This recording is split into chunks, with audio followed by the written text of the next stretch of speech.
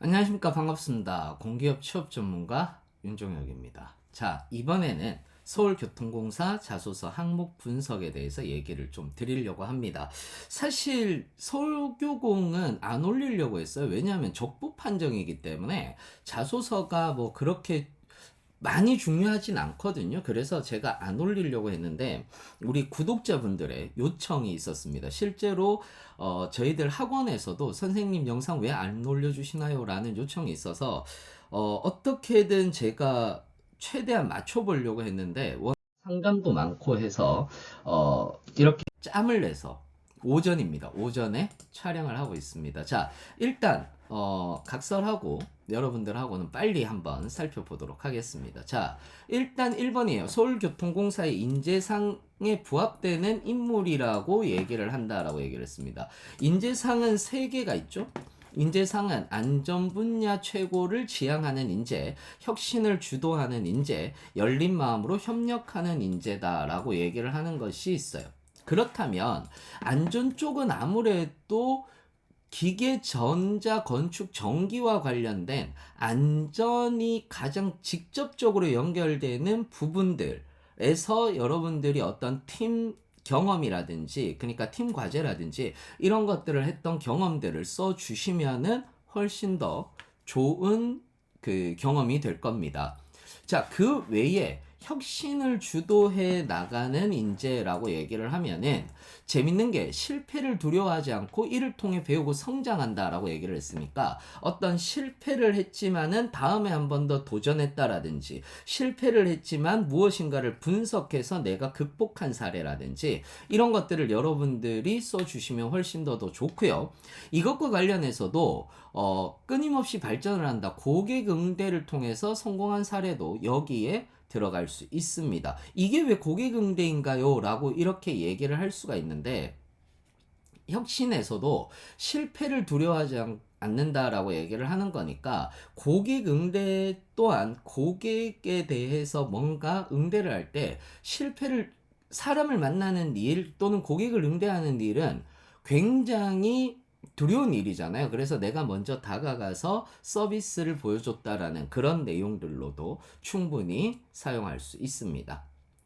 자, 세 번째는 열린 마음으로 협력하는 인재다라고 이렇게 얘기를 해요. 이거는 나와 동료의 성공, 공사 발전에 기여하고 협력할 수 있는 영향력 있는 인재다라고 이렇게 얘기를 하니까 협업을 통해서 성공한 사례를 여러분들이 써주시면 될 것 같습니다.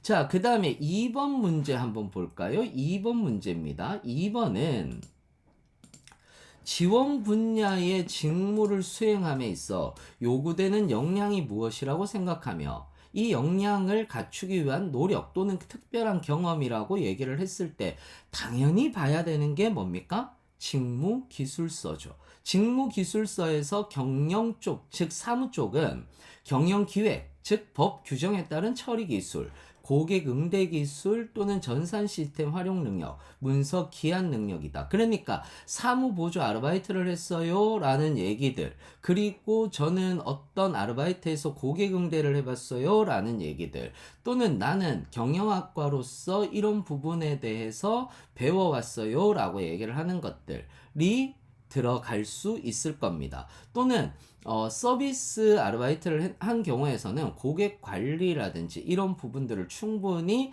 역량으로 쓸 수 있으니까 너무 걱정하지 말고 여러분들이 써주시면 좋을 것 같네요. 반드시 직무기술서는 봐야 합니다. 자, 세 번째입니다. 세 번째. 자신이 변화나 도전으로 목표를 달성했던 사례를 구체적으로 기술해 달라라고 이렇게 이야기를 했습니다. 자, 이건 뭐겠습니까? 공동의 목표가 있어야 하는 거고요. 그리고 목표를 달성하기 위해 기존의 가치관을 변화시키거나 기존의 방법을 변화시켜서 목표를 달성한 사례를 적어주시면 되는 거예요. 그러니까 내가 어떤 가치관을 가지고 있었는데 이 가치관을 변화시켰습니다 라고 얘기를 하거나 또는 기존의 방법을 변화시키는 그런 내용이면 가장 좋을 것 같습니다. 자, 네 번째입니다. 타인과의 관계에서 가장 힘들었던 갈등 상황은 무엇이었으며 갈등 상황은 대부분 이렇게 나타나죠. 서로의 상황을 이해하지 못하는 상황이라든지 규칙을 상대가 지키지 못했을 때 또는 어떤 결론이 나지 않았을 때 같은 경우에서도 이런 경우들이 갈등 상황이 나타납니다.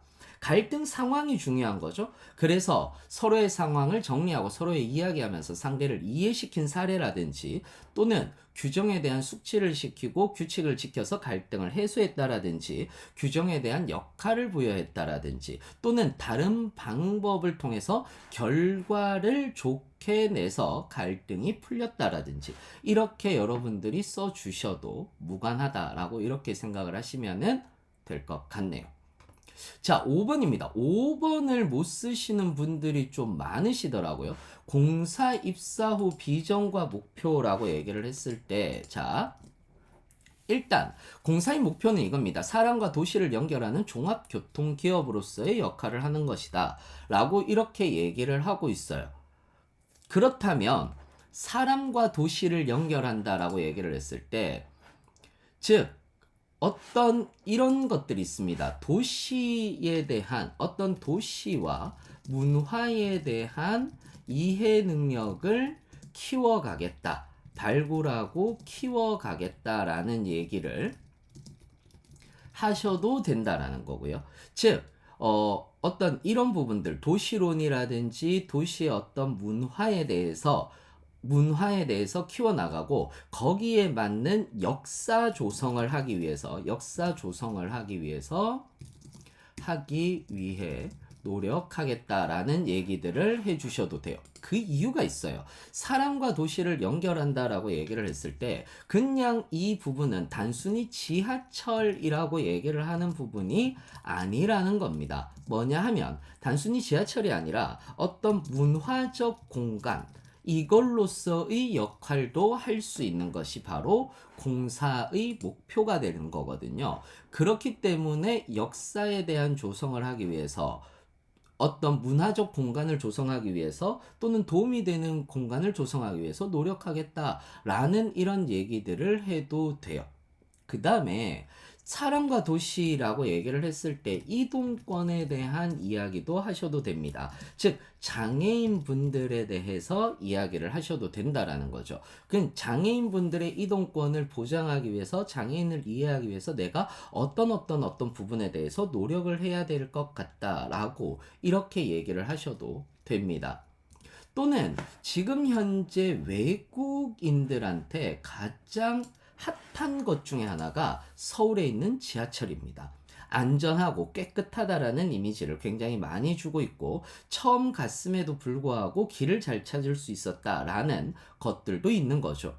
우리에게는 효용감은 없지만 외국인들 사이에서는 굉장히 이슈가 되고 있는 부분입니다. 그래서 서울 지하철이 글로벌 표준이 되게 하겠다라는 목표, 그리고 이러한 것들에 대해서 외국어 능력, 그리고 외국어 문화와 안전에 대한 규정을 숙지해 나갈 것입니다. 라는 얘기들로 여러분들이 이야기를 해도 된다라는 겁니다. 1000자가 아니라 1000바이트입니다. 그래서 한 580자에서 600자 정도를 쓴다라고 생각을 하고 여러분들이 써주시면 좋지 않을까라고 이렇게 생각을 해봅니다. 자, 이렇게 해서 여러분들하고는 서울교통공사 자소서 항목을 살펴봤는데 좀 늦게 올려서 죄송하고요. 아무튼 여러분들이 이 영상도 도움이 되시길 바라면서 저는 물러가도록 하겠습니다. 도움이 되셨다면 좋아요와 구독 부탁드리겠습니다. 이상으로 마치겠습니다. 감사합니다.